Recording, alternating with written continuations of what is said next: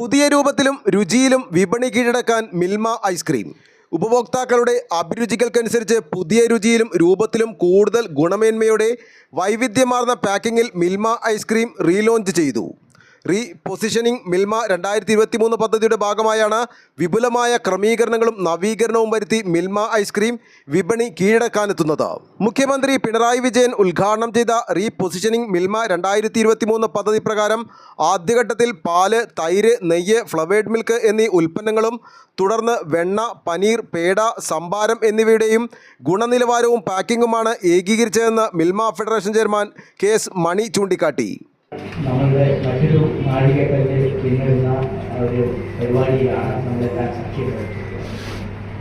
മിൽമയുടെ 45 കൊല്ലത്തെ ചരിത്രമൊക്കെ പരിശോധിച്ചാൽ പടിപടിയായി കേരളത്തിലെ ക്ഷീരകർഷകരുടെ പ്രസ്ഥാനം വളരെ വലിയ തോതിൽ വളർന്നു മുന്നോട്ട് പോയിക്കൊണ്ടിരിക്കുന്നത് നമുക്കൊക്കെ കാണാവുന്നതാണ്.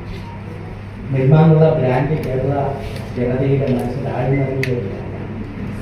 അതിനനുസരിച്ചിട്ടുള്ള പ്രവർത്തനങ്ങളുമായി മുന്നോട്ട് പോകാൻ ഞങ്ങൾ ബാധ്യതപ്പെട്ടവരാണ്.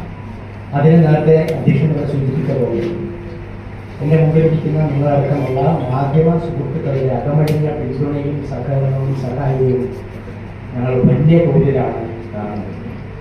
കാരണം നമ്മളെപ്പോലെ ഒരു സഹകരണ പ്രസ്ഥാനം, ക്ഷീരകർഷകരുടെ പ്രസ്ഥാനം, ഞങ്ങൾക്ക് മറ്റ് സ്വകാര്യ സ്ഥാപനങ്ങൾ, വ്യവസായ സ്ഥാപനങ്ങൾ നടത്തുന്നത് പോലെ ഉള്ള ഒരു ഫ്ലെക്സിബിലിറ്റി തീരുമാനങ്ങൾ എടുക്കുന്നതിനില്ല. ഒന്നും സഹകരണ സ്ഥാപനമാണ്. സഹകരണ നിയമങ്ങളെ പാലിച്ചും ചട്ടങ്ങൾ പാലിച്ചും തീരുമാനങ്ങൾ എടുക്കുന്നതിന് അതിൻ്റേതായിട്ടുള്ള നടപടിക്രമങ്ങളുണ്ട്. മറ്റേത് ഒരു സ്വകാര്യ സ്ഥാപനം എന്ന് പറഞ്ഞാൽ ഇപ്പോൾ ചെയർമാനോ മാനേജിംഗ് ഡയറക്ടറൊക്കെ തോന്നിയാൽ അടുത്ത അരമണിക്കൂറിനടുത്ത് അത് ഇംപ്ലിമെൻറ്റ് ചെയ്യാൻ കഴിയും. പക്ഷേ നമുക്കത്തരം കാര്യങ്ങൾ ചെയ്യുന്നതിന് വളരെയധികം പരിമിതമാണ്.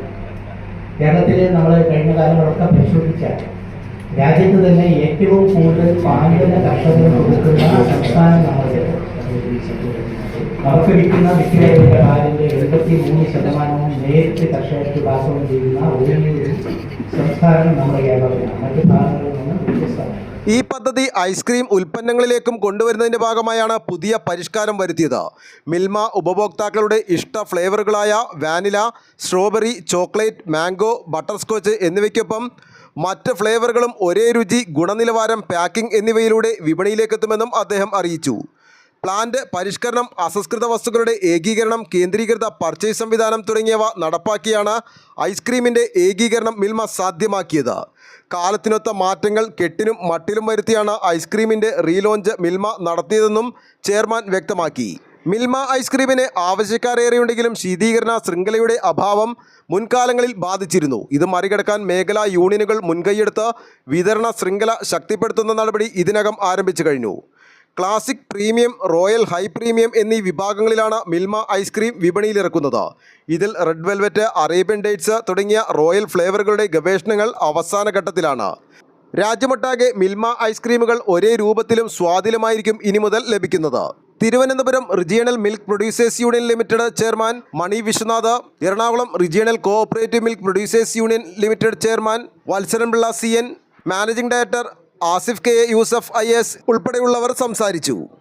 ന്യൂസ് ബോക്സ് ലൈവിന് വേണ്ടി സനൂപ് കളമശ്ശേരി.